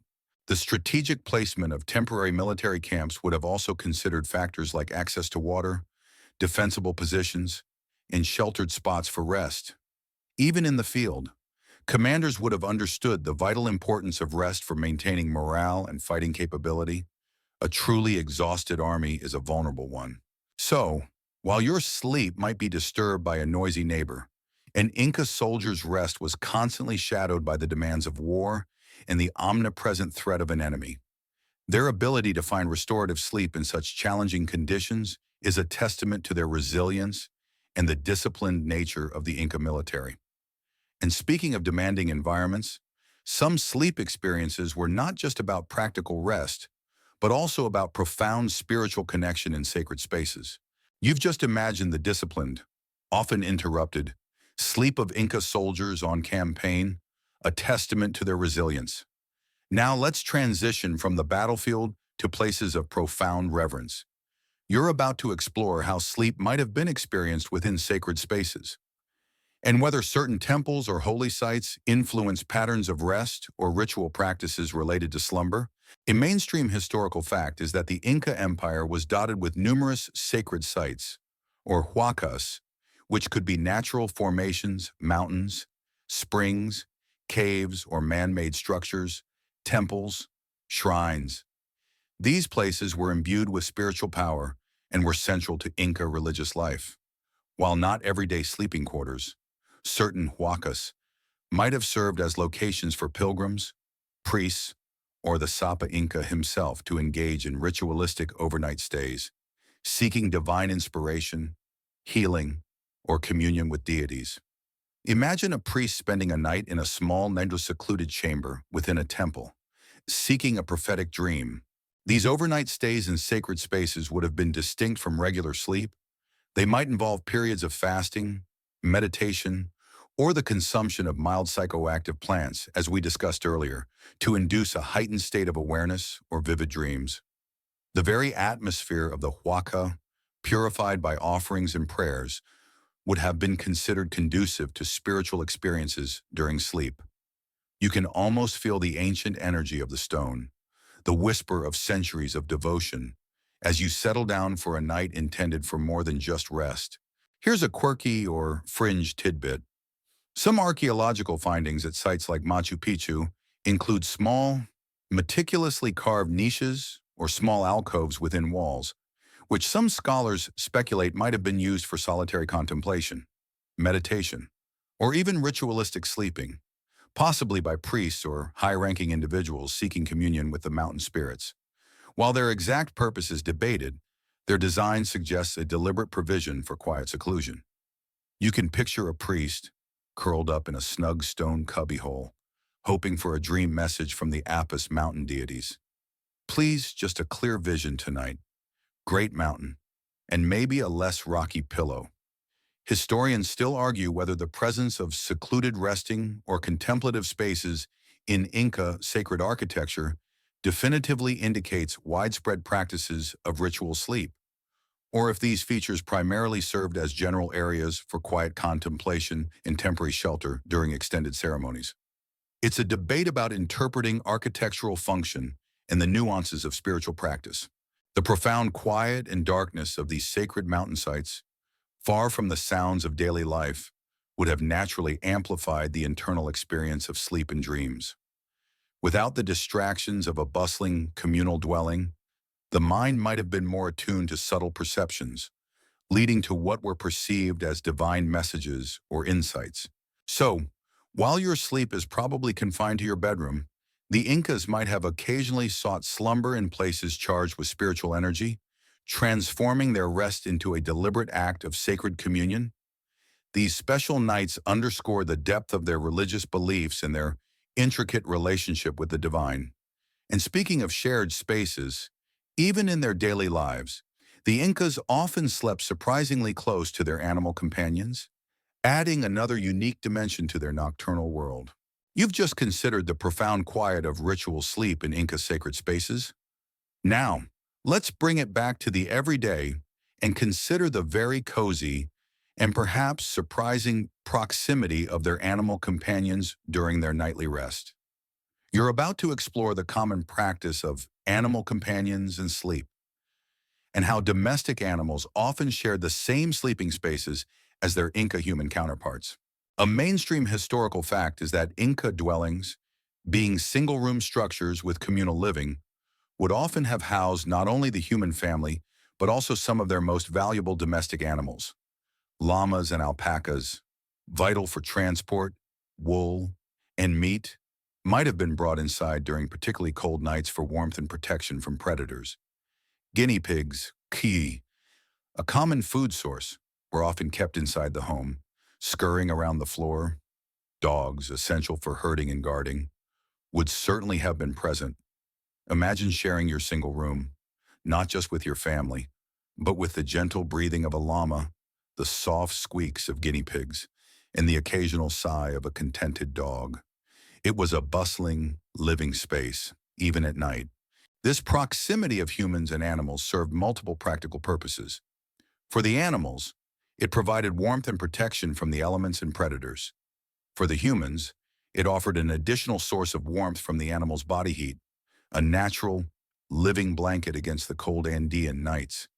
It also made it easier to keep an eye on valuable livestock, especially young or vulnerable animals. You can almost feel the gentle warmth radiating from a nearby llama, a comforting presence as you drift off to sleep. Here's a quirky or fringe tidbit. While dogs were companions, the Inca relationship with other domestic animals, like llamas and guinea pigs, was primarily utilitarian, yet their close proximity during sleep suggests a form of comfort and coexistence that goes beyond mere utility. Some scholars even suggest that the sounds of these animals, their soft movements and breathing, might have contributed to a unique and comforting nocturnal ambiance, a familiar backdrop to their slumber.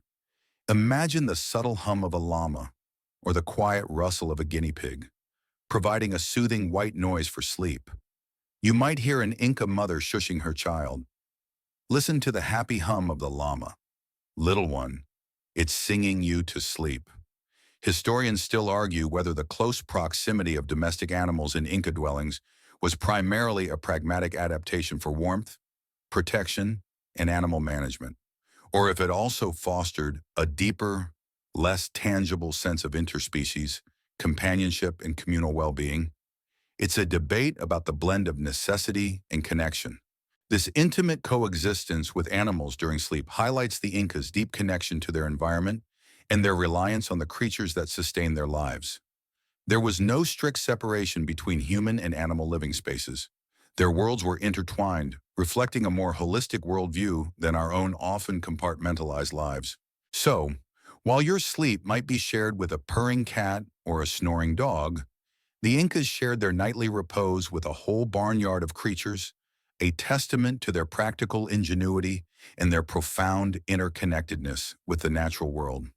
And speaking of shared spaces and welcoming others, their approach to Inca hospitality also extended to how they accommodated guests for sleep, revealing more about their social customs.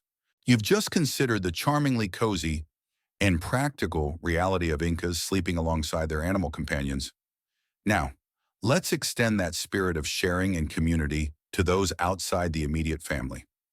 You're about to understand how Inca hospitality extended to providing sleeping arrangements for visitors, revealing much about their social customs and the interconnectedness of their society. A mainstream historical fact is that hospitality was a deeply ingrained value in Inca society. Visitors, whether they were traveling officials, merchants, or even just fellow villagers from afar, would generally be welcomed and provided with food and shelter. Given that Inca homes were typically single-room, communal dwellings, offering lodging to guests meant sharing that very same living and sleeping space. Imagine arriving at an Inca village after a long journey, dusty and tired, and being ushered into a family's home where you'd be offered a place to lay your mat and blankets alongside the household members. It was a testament to their generosity and communal spirit. These guest arrangements wouldn't involve a separate guest bedroom as we know it. Instead, additional mats and blankets would be brought out, and space would be made within the existing communal sleeping area. This reinforced the idea of shared space and collective responsibility, even towards non-family members. It created an immediate sense of inclusion and trust, fostering strong social bonds across communities. You can almost feel the warmth of the communal fire, the quiet murmurs of the family, as you settle down for the night among your new hosts. Here's a quirky or fringe tidbit. The reciprocal nature of Inca society, Aini, meant that this hospitality was often expected to be returned when the host family traveled. So, while you were being hosted, you were also implicitly agreeing to offer similar hospitality if your paths crossed again. This created a robust social safety net and encouraged travel and interaction.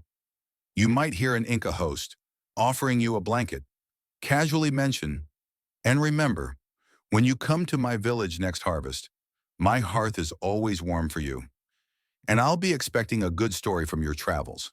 Historians still argue whether the extensive practice of hospitality in Inca society was primarily a form of social insurance and alliance building, or if it also stemmed from a deeper, ritualized cultural imperative to share resources and welcome strangers as a sign of piety and good fortune.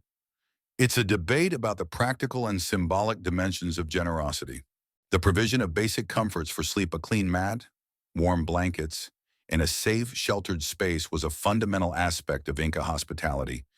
It demonstrated respect for the guest and underscored the importance of ensuring everyone, even a temporary visitor, received adequate rest to continue their journey or engage in their tasks.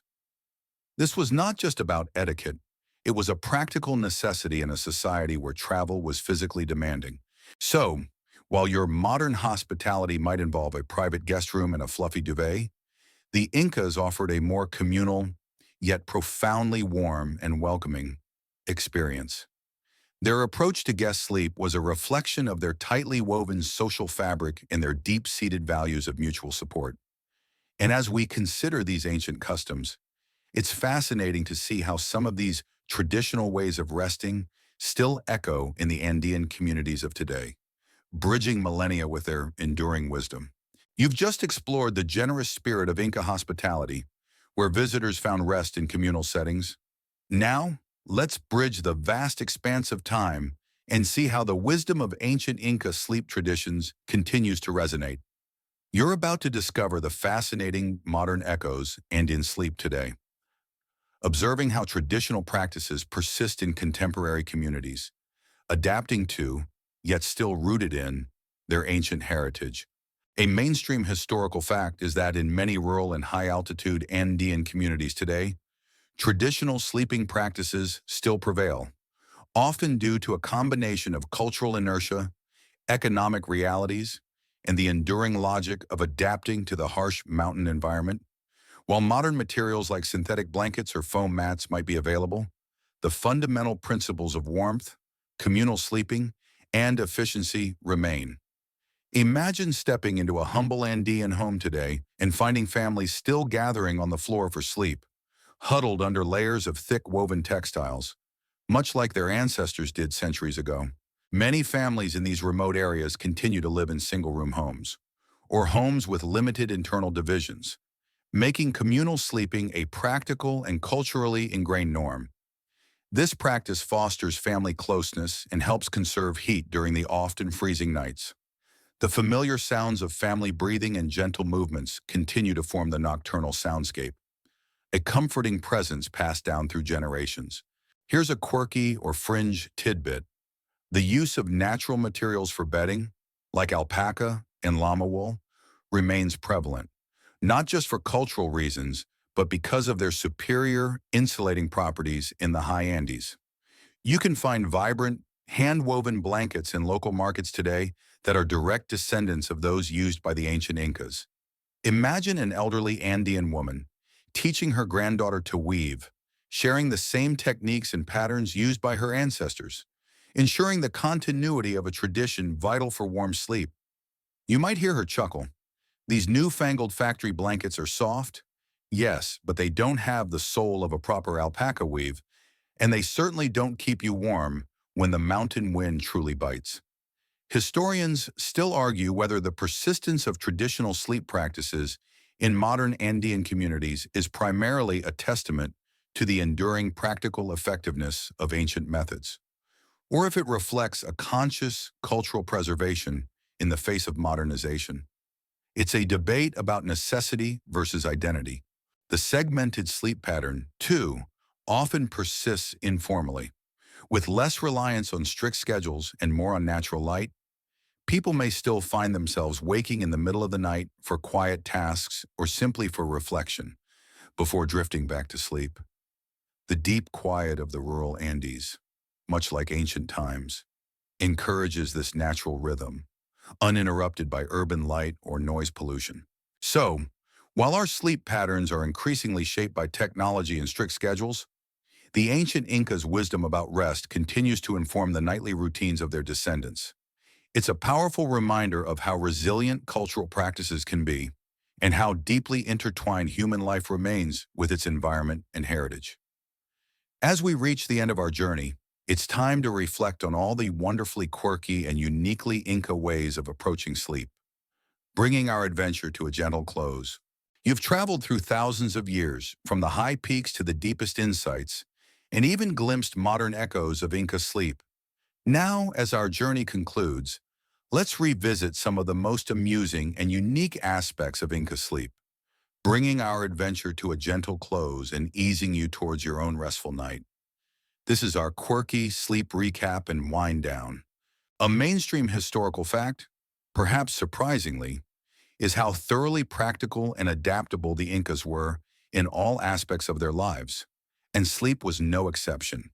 From their ingenious use of thick alpaca wool blankets to combat the biting Andean cold, to their communal sleeping arrangements that maximized shared warmth and fostered a sense of constant community, every aspect of their rest was finely tuned to their challenging environment. Imagine the sheer ingenuity of finding comfort and security on a cold stone floor, with only natural materials for solace.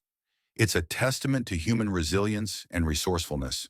Remember the intriguing idea of their polyphasic sleep, where a midnight awakening might not have been an annoyance, but a natural, almost expected part of the night. Perhaps a chance to tend the fire, or simply gaze at the spectacular, star-filled Andean sky without light pollution.